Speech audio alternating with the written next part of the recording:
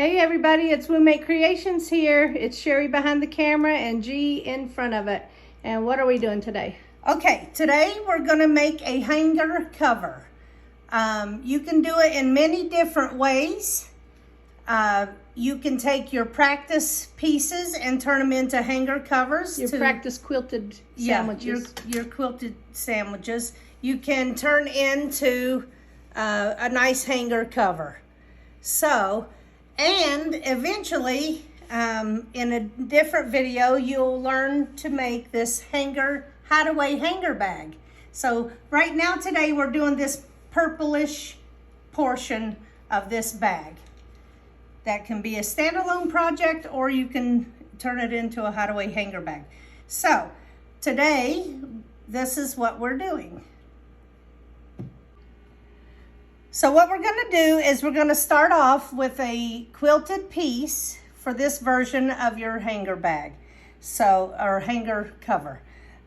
This is 21 inches here and 19 inches here. So first what we're gonna do is fold this in half. Now you should have like a 10.5 by 19, right? So here's the fold. We're gonna take our hanger cover template, and it says fold, so we're gonna, and it says top. So we're gonna put this at the top of our project here, or our quilted piece here. The top being the furthest away from you. Yes, it doesn't. When it's folded in this manner. Right. Here's the fold. We're putting it up against the fold. We're gonna cut this out. And you can turn your project to meet you. This way you're not having to stretch and everything. Make it comfortable for yourself. Okay? And there we go. So as long as we have the fold on the fold of the fabric, your piece will come out right. So there's one piece.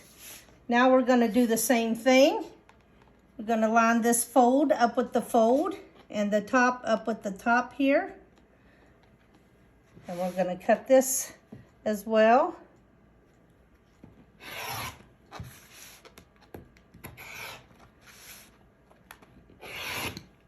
There we go. Okay, now we've got two pieces that we are going to turn into this hanger cover. So, that's that step, and we'll be on for the next one. Okay, so now we're at the serger, and we are just going to serge the top edge and the bottom edge on these two pieces. You don't have to worry about your serging tails because all of that's going to get sewn in. So we'll just do this second piece here, and we're going to just do the top serging of this. If you don't have a serger, you can just go to your regular sewing machine. Yeah, and show me a coat. You can do a zigzag stitch or an overcast stitch on your sewing machine if it has one. Or you don't have to do this at all. You can just tuck it in, and this just makes the tuck it in better. We'll go to the ironing station and I'll show you the next step. Okay, so you're gonna come to your pressing station and give this a good press. You're just gonna tuck in that serge, and that's about 1/4 inch. If you don't want to serge it, you don't have to. Just tuck it in and iron it like that. And just get that pressed down, because we're going to go and top stitch this right here. Now, if you don't have a serger or you don't want to serge it, then you can just tuck that in 1/4 inch, press it down good, and then top stitch it. We're going to top stitch across here and across this bottom. Also, if you just wanted to leave this untucked and just leave the serge showing, that's a nice decorative look as well. I particularly like the look of serging. So I would just serge this bottom and not even do the tuck in, but you have to do it on the top. So let's go to this sewing machine and we'll give both edges a top stitch. Okay, so now what we've done is we've top stitched our serged area. So I like to do it from the back side. So I've got the bobbin thread, the color that I want to show on the front of my quilt. And all I'm doing is going through here and just on a 310 stitch length, 3.1 stitch length, I'm just going through and just tacking this back down, the back flap, you know, of the serge, and it in turn is a top stitch for the front. So get this, and on this top edge, you have area that isn't serged. Doesn't matter, this is all gonna get sewn in 1/4 inch. So just, you can start it off of your quilt if you want and just come along here, do some top stitching all the way off your quilt, and that's it. So that's the top stitching portion.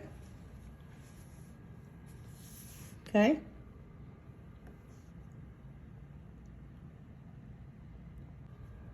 Okay, so now that you've gotten these top stitched, we're gonna match these up right sides together as best you can. It's not that fiddly.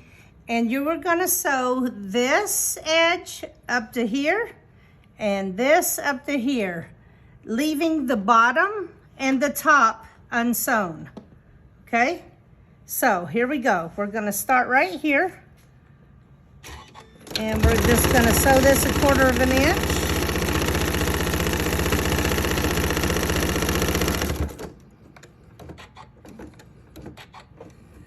Okay, I forgot to do where I'm raising my foot when I stop, so there we go. We're gonna back stitch right here because this might take a little bit of a beating. And we're gonna start on the other side, right here, match this up. Okay.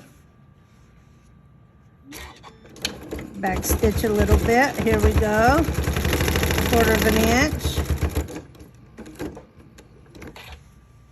See, now I've got my machine set to where it raises up when I stop, which is another cool feature on this M7.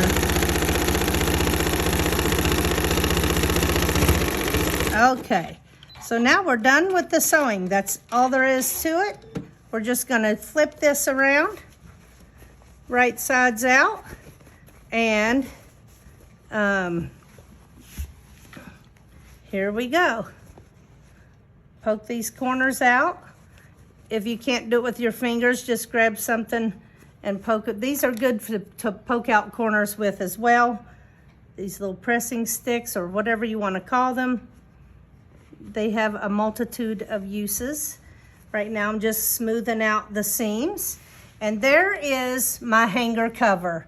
So I can have this showing my Easter dress or any of my nice things I want to hang that I don't want the hanger bothering my piece of clothing. I can put this on. So we can put a hanger up through here and then that'll be done. And there you have it. There's your cute little hanger cover that is very functional. It keeps your clothes from falling off, protects your garments from the hanger marks on them. And you can enjoy making these in all kinds of different occasions. Yeah, like if you have an Easter dress, this Easter fabric could... yeah, you could display your Easter dress on your Easter fabric. So when you're flipping through your closet, you can, oh, that's my Easter dress. Yeah. So there you have it.